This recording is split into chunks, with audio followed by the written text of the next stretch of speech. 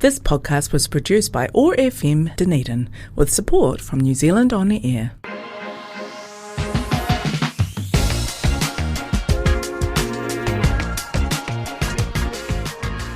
Welcome to the OI podcast, the Otago Institute podcast. In-depth conversations with experts from the worlds of arts, sciences and mataranga Māori.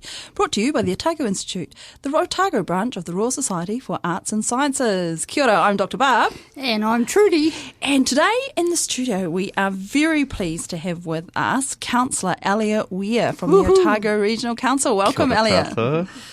And this is the first of what we're going to do a mini-series on transport mode shift. And this is the first episode in that series. So my co-host is just going, how are we? Yes.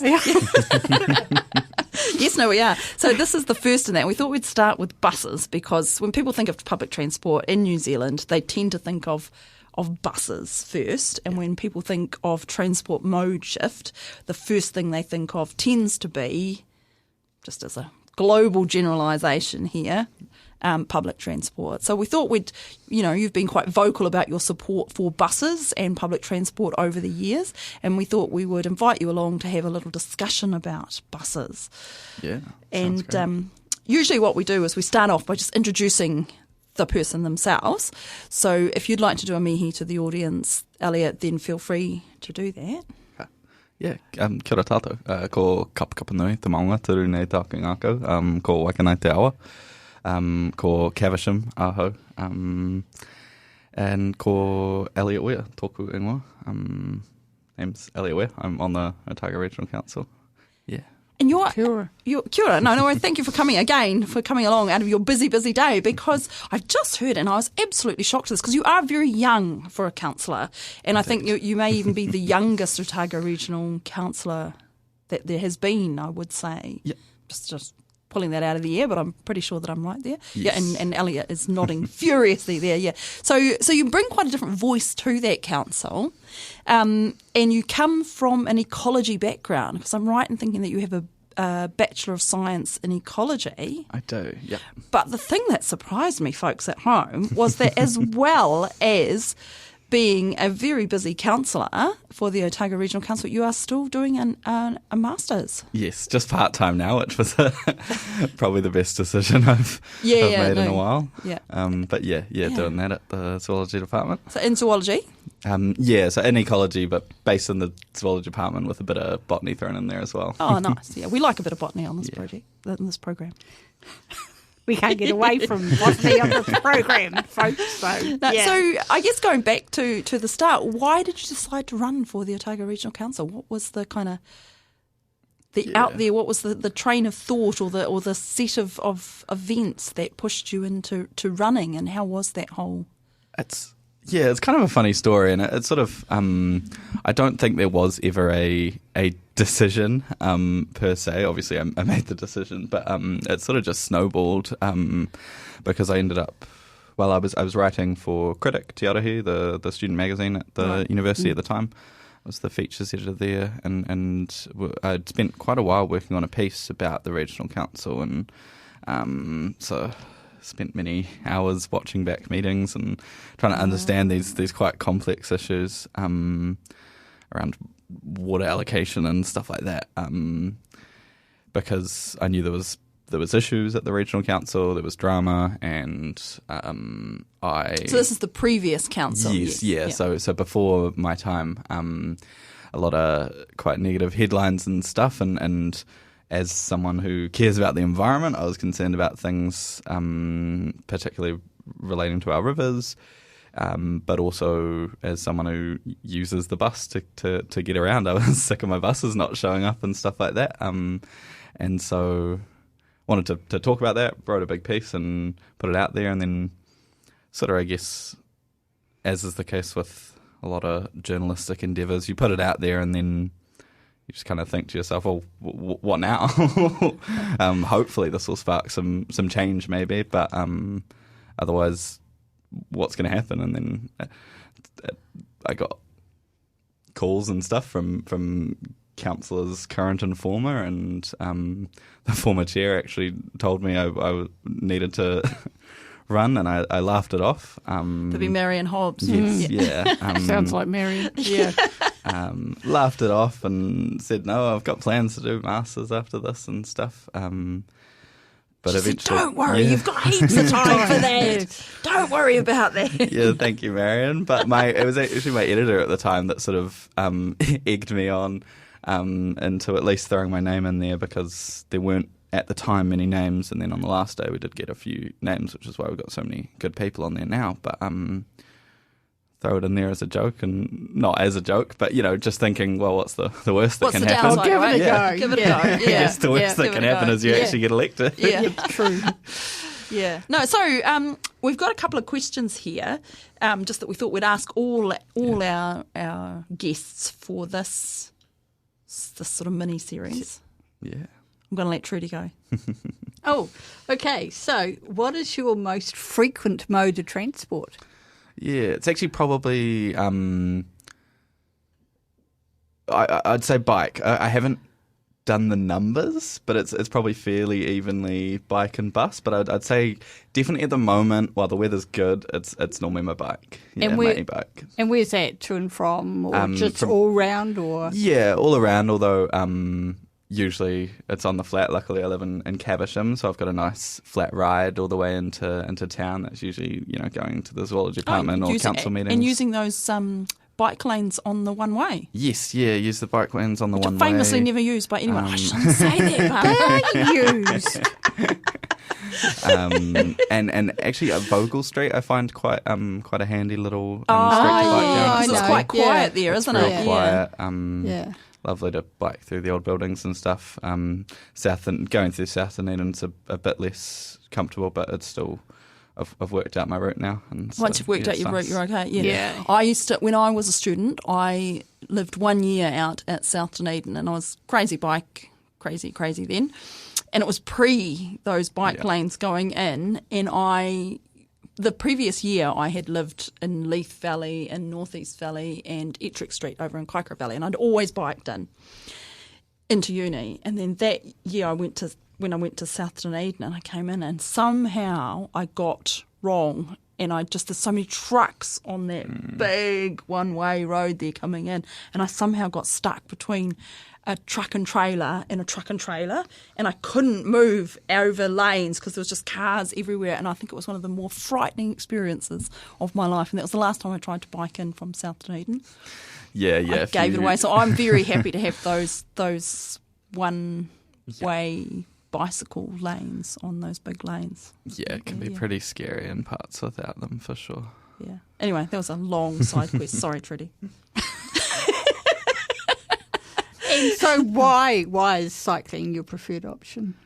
I like being outside. It gets me, it's a bit of exercise, it's a bit of fresh air, it's a bit of usually chance to unwind on my way home from stressful council meetings, or some time to think on my way in, just with the air blowing, and I usually find it like really relaxing, unless like on my way in today someone tries to run me off the road or something. And it's just fun. There's no, I don't have to. I hate driving a car. I don't enjoy it. Do you have an e-bike or an so analog it's an bike? e-bike. So I just get to cruise. I try and make sure I'm actually doing exercise. But if I've got a whole bunch of groceries, I can go home with. I've managed to get 50 kgs of groceries on my bike bags and straps that's pretty and stuff. impressive. Yeah. Wow. So if you can take a full load of groceries home and not even have to worry about finding parking. I know what you mean, because I've cycled in from Portobello, but I don't very often because I'm too busy enjoying the scenery, and I think, oh my God, woman, you've got to get to work. So it's kind of the opposite. It's all right going home, but on the way in you think, oh, do I really want to go to work? But Fair. yeah. And do you have a driver's license? I do. I actually only got my full this year, but had my restricted for many years. Oh, wow. But you do have a driver's license, so you could drive if you wanted to. Yeah, no, and I do. Like, my partner has a vehicle, and I drive it if I need to go somewhere for council and there's not another car I can hop in, or any other time that I might need a car. It's handy to have for sure, but it's certainly not my preferred. Yeah. And the last two questions in this little series of pop-up questions is, what are the worst things about taking the bus? And then what are the best things about taking the bus? Worst things about taking the bus? Probably, having to wait for it, especially at night, is probably one of the biggest challenges. Other than that, I guess, it's obviously quite a fixed, not a super flexible method of transportation. If you're needing to make lots of stops and go around a whole bunch of different places, then it's not the most efficient at doing that. That transit app though, that tells you when the bus is coming. Yeah, exactly. There's certainly ways over those hurdles, but those are probably the biggest hurdles I can think of. Yeah. And if the places that you want to go are close to bus stops, or all on the same route, so you're not actually changing routes, so you can sort of get off, spend half an hour. I guess those ones that are outside the supermarkets are really handy for people who are coming into town. They go and do their shopping, and then they kind of jump back on the bus and go back round. Definitely. Presumably why they put those stops outside the... Yeah, exactly. Yeah, sometimes we'll stop and you've just got to time your supermarket trip for... If it's, catching the 50 on the way home at Pack and Save, then you've got exactly half an hour to do your shop, or 1 hour. No, I've set myself a little challenge for this public transport mini-series, and it's to try out all the different types of transport for the week that we're doing that show. Fun. So this week's obviously bus week. So I left home and I walked down to the bus stop, because that's the other thing. I've jumped ahead. We were supposed to say the best things about taking the bus. Oh yeah, sorry. I'll let you finish yours and then I'll tell the rest of the story. The best things are, someone else is driving, so you don't have to find a park. You don't have to find a park. You don't have to worry about the traffic. You don't have to get road rage at some other drivers or worry about what your speed is. You can pull out your laptop or your phone. You can listen to your music. You can read a book, and you can still come home even if you've had a few drinks or something. You don't have to worry about being a danger to others on the road and stuff. Often it'll just plonk you right where you're wanting, and you just walk out and don't have to worry about finding any parking. Sometimes there's a little community develops as well, because prior to COVID, when I used to get the bus quite a bit, then there was a group of ladies who bussed. Actually, we all went out for Christmas dinner because, we were all on the morning commute. So, mind you, to take one of us to organise us. But, you see the same people at the bus stop, when they get off. So, even if you're just nodding acquaintances, you're still kind of in that. Yes. Yeah, I actually was quite surprised about that, but I've got friends who've...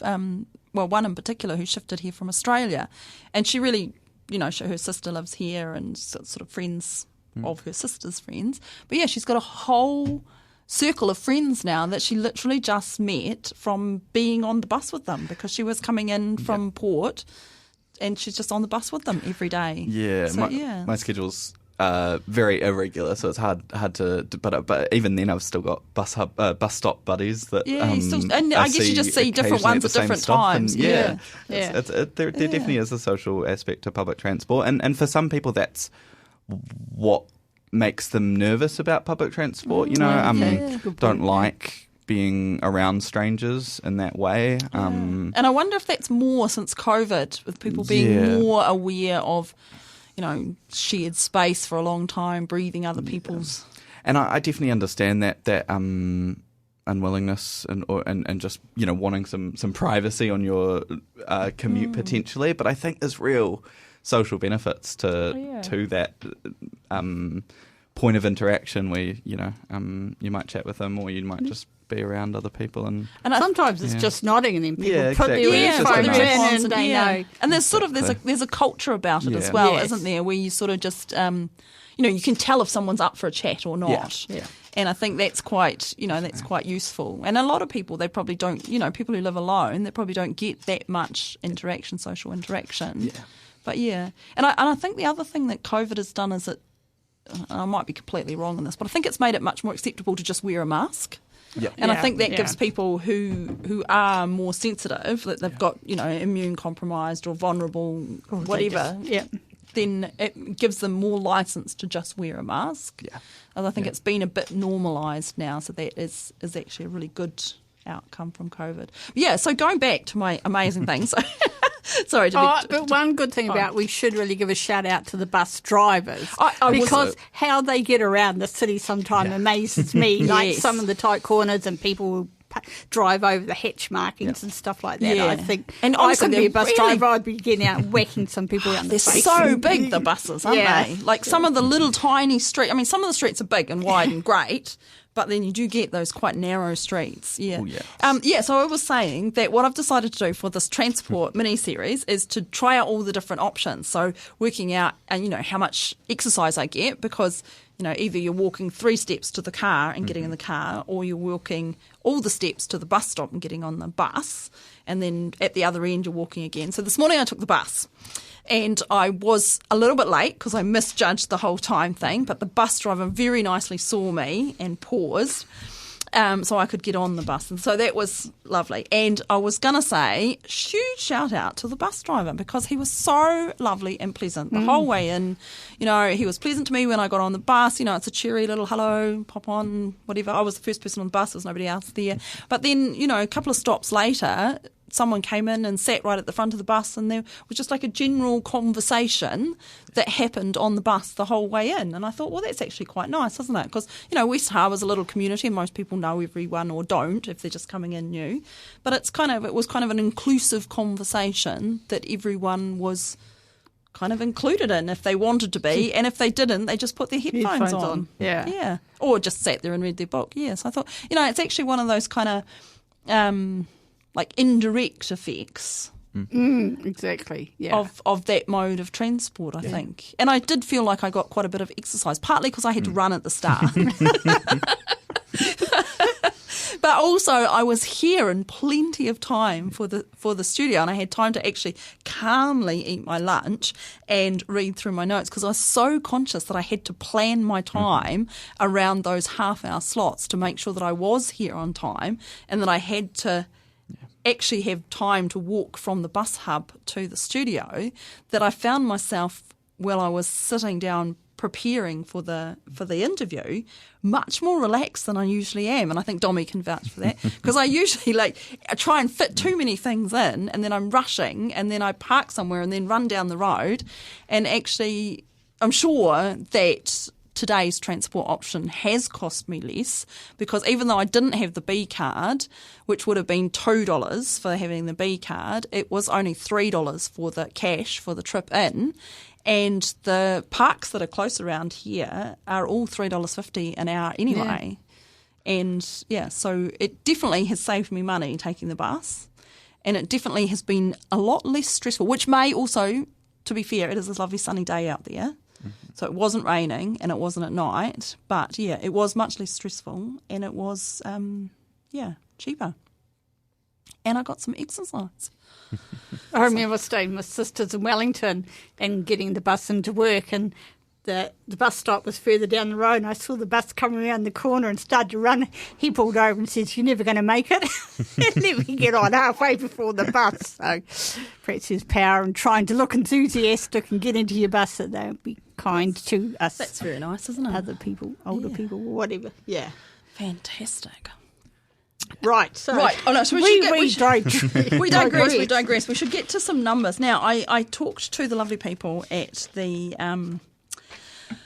Otago Regional Council this morning, because of course Otago Regional Council is responsible for the environment, air pollution, noise pollution.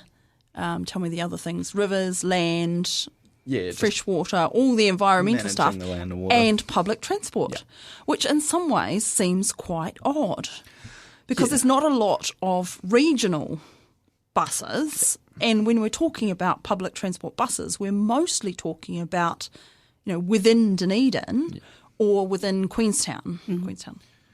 Yeah, and it does, when you look at public transport, it does potentially seem like a service that might be more suited to a district or a city council's function. But that's the way the legislation's laid out, that regional councils run that. And I think if you look at the picture like across Aotearoa, it does make sense. You look at somewhere like Auckland's a bit different because they're a unitary, but Wellington, where you've got trains that are running from Wellington City through Porirua through to Kapiti and stuff. Right.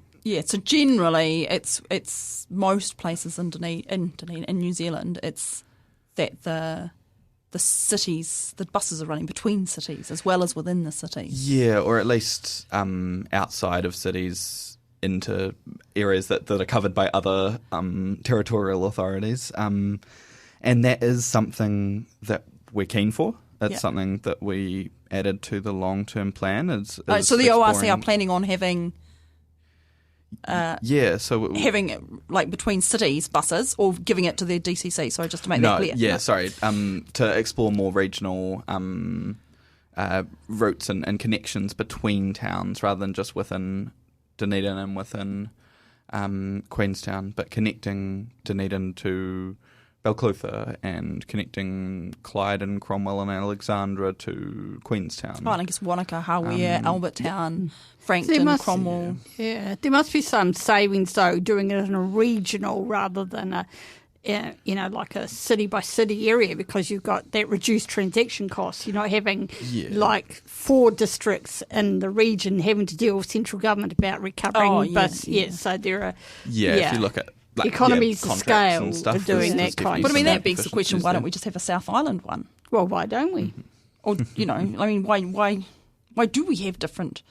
Why do we have the buses run by? I don't know, like buses from here. Like if we're going to have a bus from here to Queenstown, why don't we have a bus from here, Balclutha, Gore, and Invercargill? Where do you there's always an arbitrary line there somewhere, I guess. There is always a line, and I guess there's trade-offs, and I don't think bringing public transport into the nationally run or centrally run spaces is not worth looking at. Like, I think that's definitely what they do for the future in other countries, right? That's what they do in. Well, no, that's not true. Is it? They sort of have a mixed model, really don't they? It depends on the country and what level of privatisation you've got and stuff like that. Yeah. But I was thinking of Germany and the UK, and then my mind just exploded because I was thinking, immediately went straight to trains, because I was thinking of German trains are all run by the government. Yeah. And then my brain exploded because then I thought, okay, the UK used to have trains run by the government, but then they sold them all off to privatisation, and then it's a nightmare because you get 3 trains within 3 minutes at 7 o'clock, and then you have to wait a whole hour and a half for the next train, which is just diabolically useless. Yeah, so there's real benefits to having that sort of a lot more integrated, but there's nothing to say that regional councils can't work together to integrate those more, and that is another thing that we want to. That would be perfect. You don't necessarily have to make it nationally. But it's about that how you work together. And then from that scale, regional councils are perfect, aren't they? Because then, you've got the regional. Is a good size for doing all of the within, and there's not that many cities within the Otago Regional Council, really. And then they actually can talk to the other regional councils really easily and get things to join up. Because the whole point about a region is that it captures regional requirements, for want of a better word. So if you had a national service, then perhaps some of those benefits, or, it's like talk about how funding, it doesn't take, we've got a different age population in New Zealand and Dunedin compared to Auckland, so it's about how you would capture that in a national contract, whereas the idea of regions promoting and then working together. And particularly with the cruise ships, for instance, and the tourism season in Queenstown, where we have those real bottlenecks with the public transport, particularly with the buses, then I think that's does really help us to have a regional rather than a national provider. Yeah, definitely. It's a lot easier to hear those community needs and interests and stuff if it's a bit smaller scale. But there is some movement towards some more central stuff. For example, you've got your B card at the moment, and that's something that the Otago Regional Council collaborates with a whole bunch of other regions on. I'm pretty sure it's every region that has public transport except for Christchurch and Wellington and Auckland. Oh, really? But that's annoying. starting next year, or actually for Timaru, they'll be the first off the blocks at the end of this year. But starting next year, for some regions, we won't get it until the year after, unfortunately. But there will be, and I'm trying to remember the name, I'm pretty sure it's going to be called Motu Move. And that will be a card for everyone in the country, or every region in the country. Oh, right, okay. And so that'll be the same across every region. What happens to our B cards? Like, are they going to recycle all of that plastic in the B cards? Probably not. What about the money that's in the B cards? The money, yeah. So that's an interesting. That's a question that we have to answer over the next, because there's a solid more than a year before ORC will adopt that one, or we'll get it.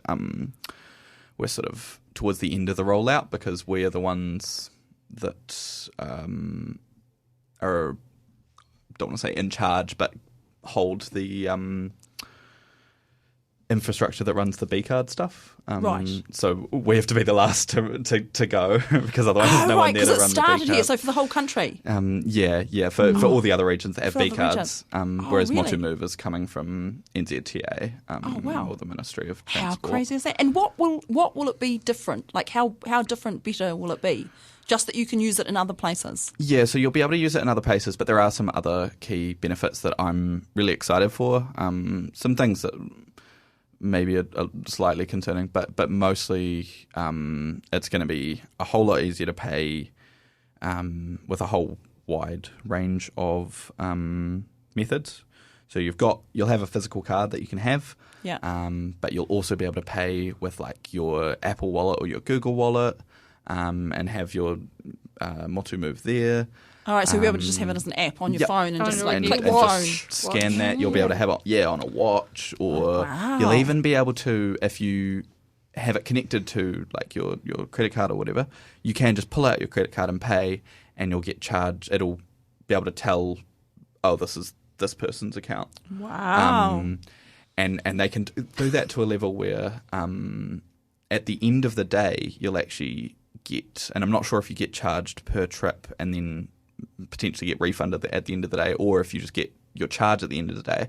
But say you went on like 6 different buses and there was a day pass that is on offer that is like unlimited buses for the day or something. Oh, will it work out? It'll work it out the at the end of cheapest the day, option. and it will refund, or it'll just charge you the cheapest option. And so you don't have to worry about working any of that out. You just scan at each bus and it'll figure it out for you. All right. So you still have to scan something at each bus.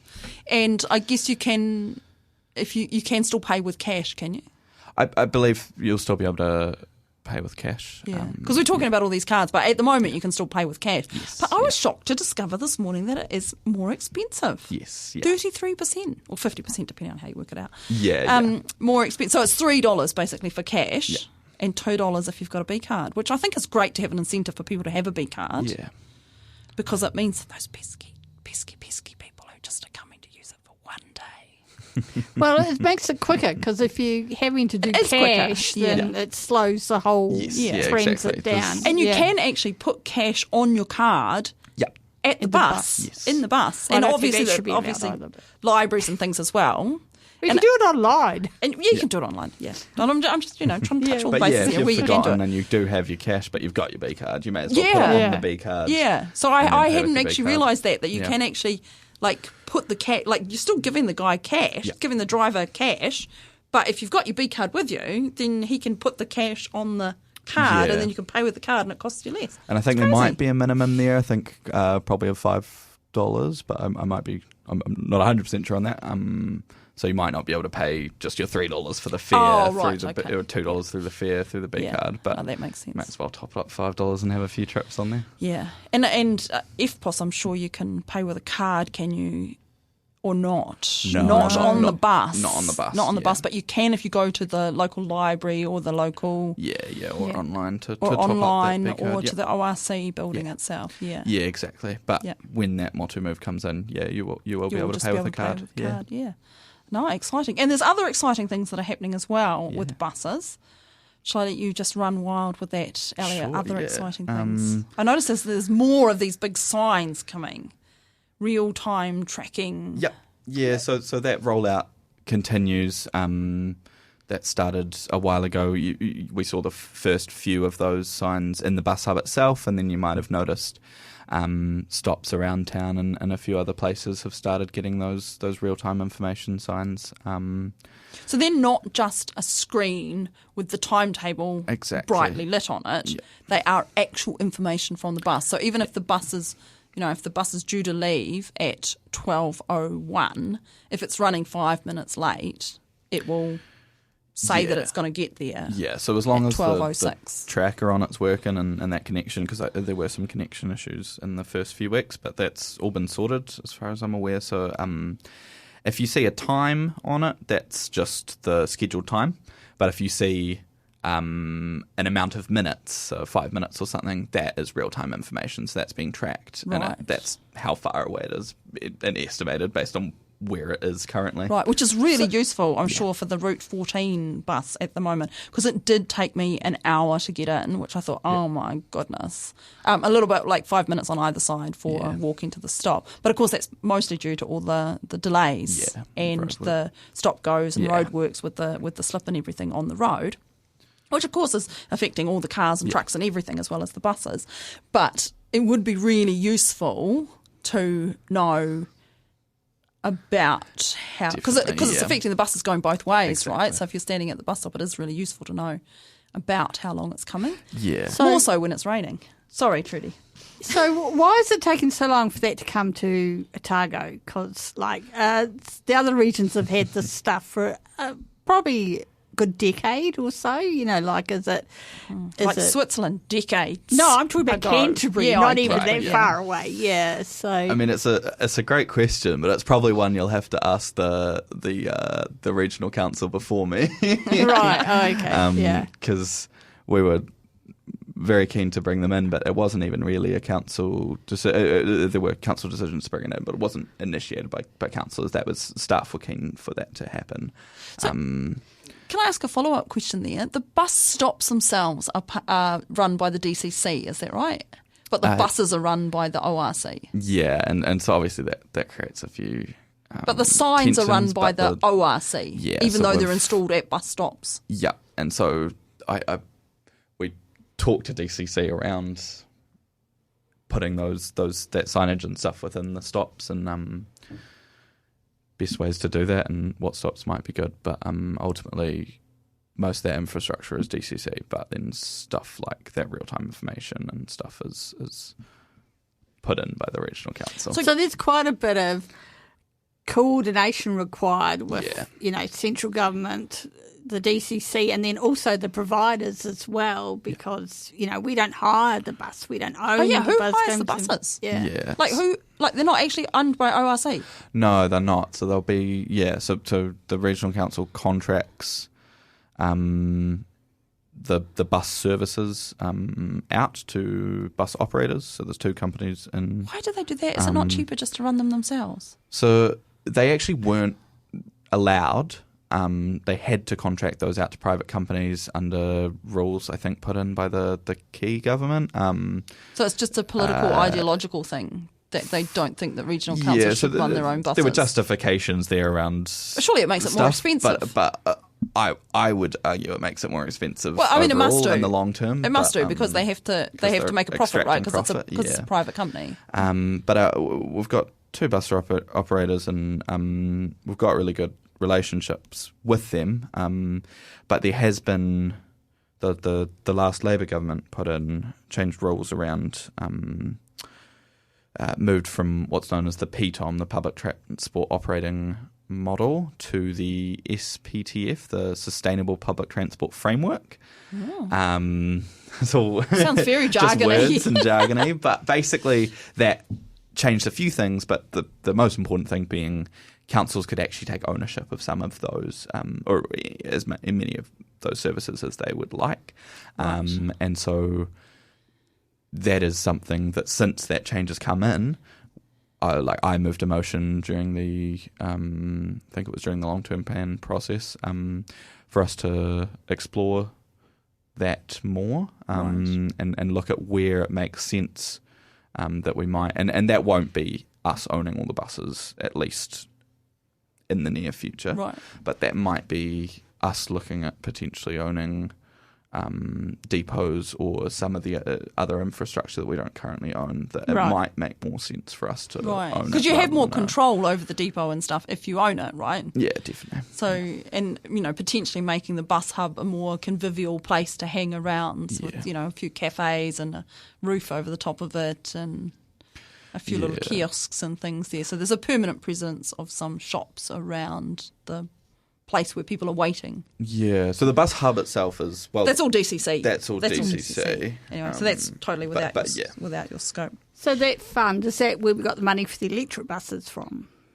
So that was just the electric... So that was another move by the last Labour government. They've put in timeframes where councils that was the had carbon, to bring in electric buses. We're keen to sort of be ahead of that as much as possible and just bring them in as soon as possible, really, without throwing away a perfectly good bus, or But I guess buses are always running. But see, then that's weird though, isn't it? Because they're not your buses, are they?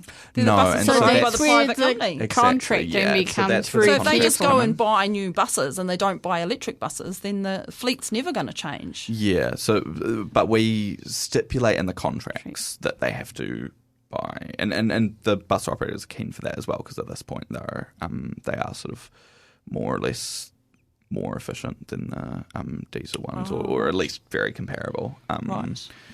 And so any new buses that are being bought are electric buses at this point. Interesting. Yeah. So what sort of time scope are we looking at to having an entirely electric bus fleet? I'm trying to... I can definitely properly confirm afterwards, but I seem to recall 2026 being... well, that's not very far away. Yeah, that's like 2 years away. So that might be that's definitely a date.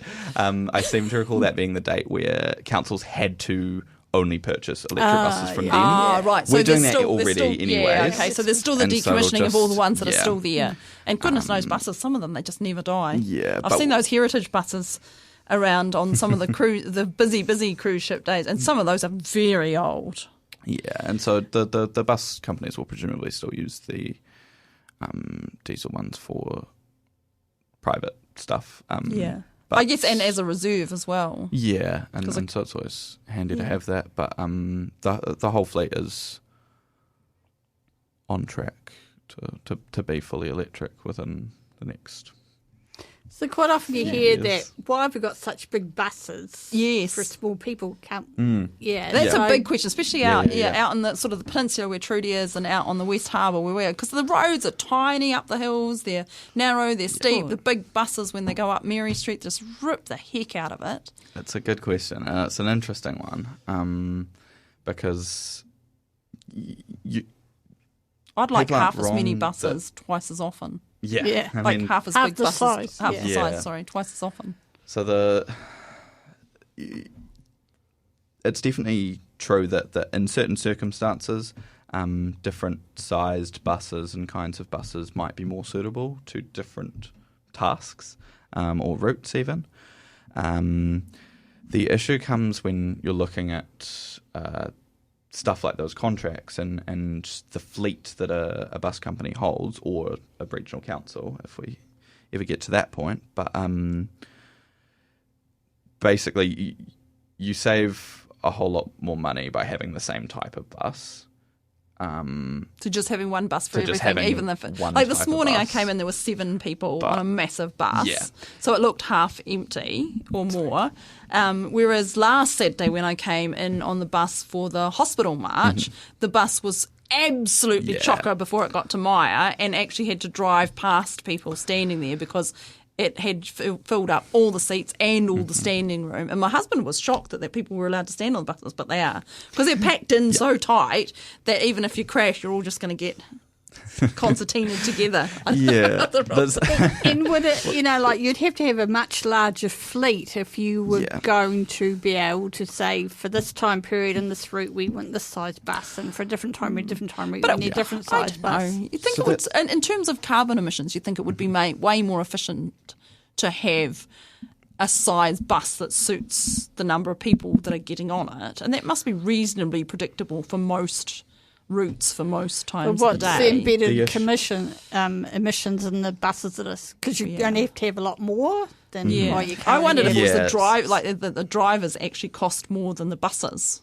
Well, there's definitely, like, the workforce is certainly a big chunk of the cost there, and that doesn't change regardless of the size of the bus. Yeah. And that is a big factor, because pretty much every route needs a big bus at some point. And that's usually, your morning rush and your evening rush. Is if you hop on at the peak time, the buses are full. Right. And so you've either got to have, and that's the case. So at the peak times, we need all of the big buses. Right. And they're all full. And so you've either got to, so we can't really reduce the number of big buses. We'd only have to add onto that with small buses. Right. And use them during the day. But that would mean you'd have to bring the big buses back to the depot and then pull the small ones out and swap them around when it's a bit quieter. And it is a little hard to predict, although you can predict some of that. But on the whole, the people who've done all the number crunching around that find it would be a whole lot more inefficient to swap out the sort of size when it is quieter. But how do we go about getting more frequent buses?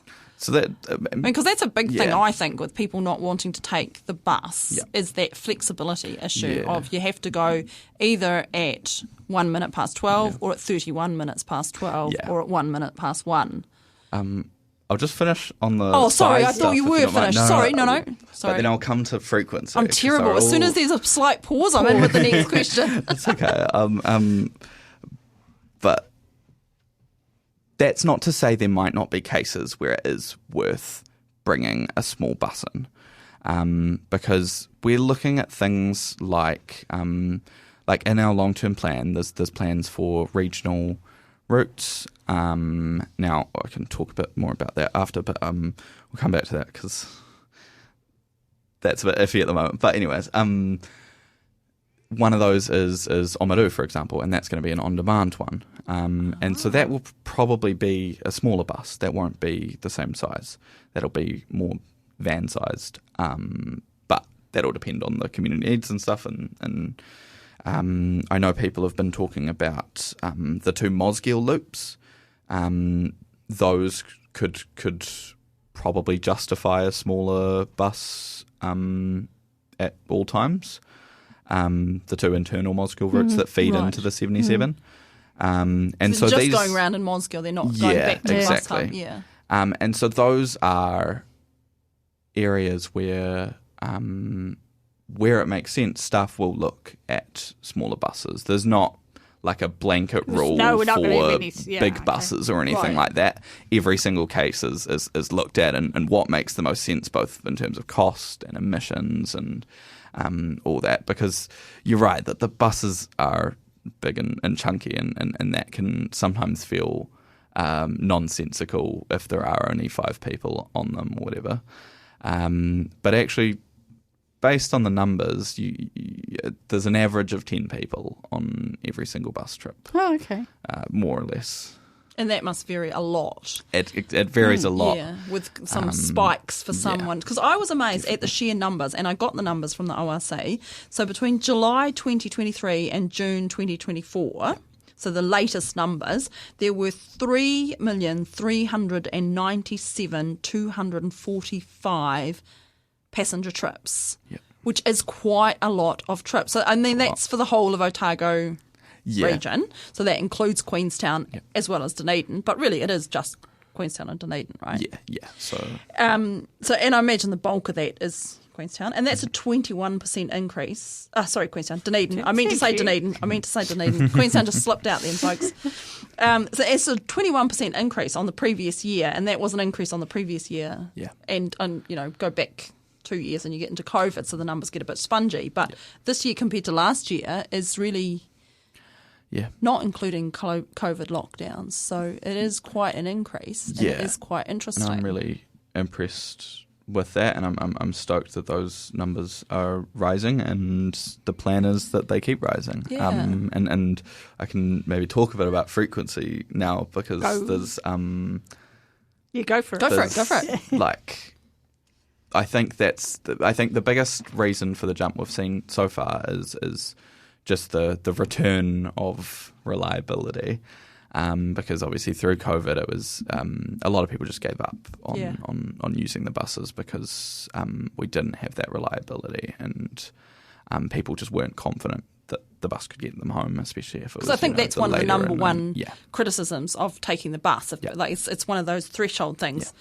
Because if you can't rely on the bus getting there, then you're going to miss whatever it is you're going to. Exactly. And so unless there's that reliability, so then flexibility comes into it, but I think reliability is right at the top, and certainty. So that's where those screens come in, with knowing the bus is coming, it's coming in 5 minutes' time. Yeah. It will be here. So the Transit app as well is also great for that. So I'll plug that. And they've also just developed some bike stuff as well, so you can get your bike route on there as well. I don't know how good it is across the city, but how good are the buses at putting bikes on the buses?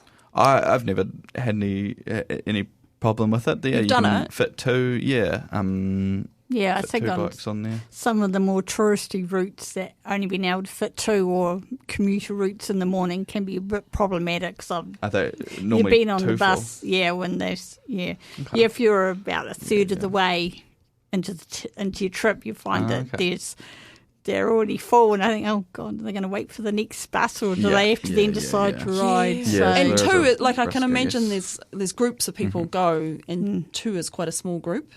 Yeah, like true. if you've got 3 or 4 people with you, then you've got like half of them on one bus and half of them waiting for the half an hour for the next bus. Yeah. But half an hour routes, let's be fair, let's go back to frequency. That's because you and I live in kind of outliers. But some of the routes in town are far more frequent than that. Oh, are they? Yeah. So at peak times, a lot of them are 15 minutes. The 8 is every 15 minutes. So where does that 8 go? So the 8 is our biggest route, and that runs right from North East Valley all the way down to St Kilda. Right. I was looking at the numbers of the routes. St Clair, sorry. I was looking at the numbers of the routes today, and it's absolutely bonkers. Like there's 25 routes, and the numbers go all the way up into the 80s. Yeah. And it's just bonkers. Like, what happened to all the others? Like, where's the number 1, the number 2? Like, where's the 13 and the 15? Yeah. There's only a 14. And the is most that historical, confusing, or is it just bonkers? They don't seem to relate to anything or each other at all. Yeah, I know. There's definitely some logic in there, but I don't know what the logic is. It's definitely from there used to be before my one time. coming in and then one, and then the opposite number going out. And that's the even more confusing thing, is because there's still the 5 and 6 and the 10 and 11. Yeah. So the 5 and 6 are the same route, just 5 is one direction, 6 is the other. Oh, wow. And Because 14 goes both ways. all the routes both ways except for the 5 and 6 and 10 and 11. So the 10 and 11 is the same bonkers. route, it's just different ways. And actually the 5 and 6 and 10 and 11, nice little segue, because in our long-term plan, those are the 2 routes that we were hoping to bring to every 15 minutes, as well as the 8. Right. And I do really think that all the stuff we're talking about around, certainty and stuff, every 15 minutes, I think, crosses that threshold where you don't really even have to plan. You can just go out. Yeah. You can just go out and wait, yes. Yeah. And if there is, God forbid, a bus missed, then it's 15 you can wait minutes. 15 minutes. It's a manageable time. It's a manageable time, Although, on that reliability, like if anyone has their bus not show up, like do let me know. Unless there's something on the website saying it's and you not can going go to show straight up. through to the All Bus. You can. There's a feedback line there. Because as far as we'll put that link on the episode description. There's very little of that happening at the moment. So that's all the buses are showing up. My pet peeve is when I show up to the bus stop on time for the bus and the bus is already left. Yeah. Oh, okay. So that's something when the you can bus definitely bring leaves to our before the attention. time. That just does my head in. It's probably worth showing up like a couple of minutes. But I don't believe the in bus that. shouldn't. No, I don't believe in that at all. And the buses shouldn't leave If the before. bus says it's going to be there at 12:01, I expect that I can turn up at any point up until 12:01 and get the bus. If the bus leaves at 12 o'clock and I turn up at 12:01, then I'm standing there. I don't know I've already missed the bus because I could get to the next bus stop in that time if I knew the bus had already gone. Yeah, well, now with these real time things, I'll be very pleasant. You were late today, and he waited for you. I know, that's true. Come on, No, so they were very well. But that is why I stopped taking the buses here in New Zealand, and it just made me. It was so bad for my stress. It really did make me. Yeah. And I think, to be fair, there are other impacts on buses that are outside the control of the Regional Council, like roadworks and you've got events. But like when they were doing the peninsula rebuild of the road, you would very rarely know whether your bus was coming. So you just let the Regional Council know this one didn't turn up. But that was just part and parcel of what was happening. But it went on for quite a long time. So I think having those real-time route information is going to be really and there are a lot of roadworks at the moment. But the better we can be at that reliability, that communication of when the bus is coming and stuff, and that information, and the better frequency we can have, the less those stuff like roadworks and stuff are an issue. Yeah. Now that leads us straight on to our last point. Sorry, I cut you all off there because I'm just aware that we've only got 5 minutes left, and I really do want to get onto the cruise season because that is all about communication, reliability, and also that thing which is the second biggest bugbear of my life. It's when I'm waiting for a bus, I'm on time, and the bus comes and then carries on past me because it's already full, and that is right up next to the bus leaving early in my list of pet peeves about buses. Yeah. Yeah, so all the things I just talked about will make that a whole lot less of a problem if we do improve those features. But just super quickly, on that, I said that the 5 and 6 and the 10 and 11 will be on every 15 minutes based on our plans. Same with those regional routes and stuff. But I do just need to say that all of that, and we've put in the money for that as a regional council. However, it is reliant on NZTA money. Right.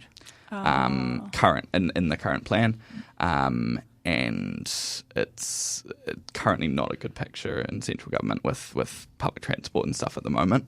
I was just reading, and so my hopes are not high for those changes, unfortunately. I was just reading their thing, like their government policy statement on land transport 2024 to 34, and I just saw that Simeon Brown had allocated $2.3 billion to public transport services, up to $3.1 billion to public transport infrastructure over the next 3 years, and $1 billion to accelerate roads of national significance, whatever that means, and $200 million tagged to the rail network. Transport. That's bonkers, isn't it? Accelerate roads of national significance. Yeah. So there's very little money that any regional councils are getting for. Right. So that's actually that 2.3 billion sounds like a lot of money, but it's really small. Over 3 years over the whole country, it's nothing. It's nothing. It's barely enough to keep the current levels of like around the country, let alone that's get any interesting improvements. Because people quite often see those big numbers, and I'm sure this is exactly why they put them out. Because $2.3 billion, if you put it in my bank account, it's a lot of money. Yeah. But if you trying to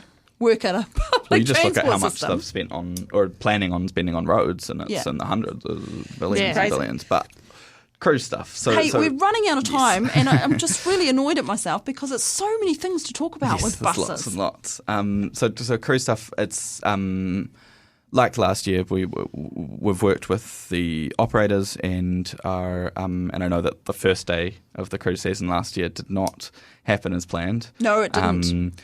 Happened not as planned. It happened exactly as it had happened the previous year. Exactly, and that was a big disappointment, and I was not happy about that either. But there's that should not be the case this year. And putting on, I don't want to throw out a number, but 10 times the amount of buses. A lot more buses. So there'll be buses at the peak times, basically, and there'll be times to run with the times when the cruise ships are due in. Yes, and that's into town as well as back to port to catch the bus. Both directions. Because just aware that we did have problems going both ways last year with people not being able to get home from school or work, as well as people not being able to get in.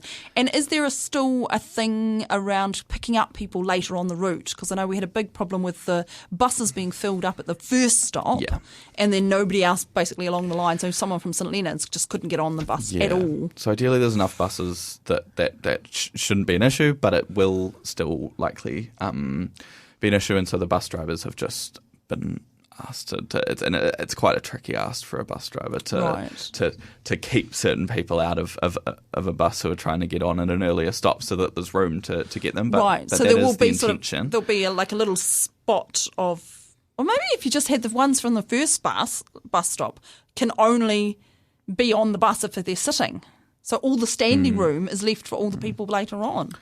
Yeah, because people from another country wouldn't necessarily know that you're allowed to stand on buses. Yeah, well, I think it's an interesting point around standing on buses, because I think, in my experience, most countries... We have to stop now. You do have to stand on the bus. Yeah, no, it's true. We do have to stand on the bus. Hey, thank you very much for coming. We will pleasure. Put all of that information, link it to the podcast and the episode description, and put it on Facebook. Awesome. And all the stuff around the cruise ships and the fares and concessions and all of those things as well. Any further questions, feel free to reach out to me and hit me up. Thank you very much for coming along, Elliot. No, great. My pleasure. Cheers. Thanks for chatting. You've been listening to the OI podcast, the shout out for the arts, sciences and mataranga Māori. You can support this podcast by becoming a member of the OI. Check out the Otago Institute for Arts and Sciences on Facebook or our website. If you'd like to listen again to this episode or others from the series, look for the OI podcast on ORFM's website, oar.org.nz. Brought to you by the Otago Institute for Arts and Sciences, the Otago branch of the Royal Society of New Zealand. This podcast was produced by ORFM Dunedin with support from New Zealand On the Air.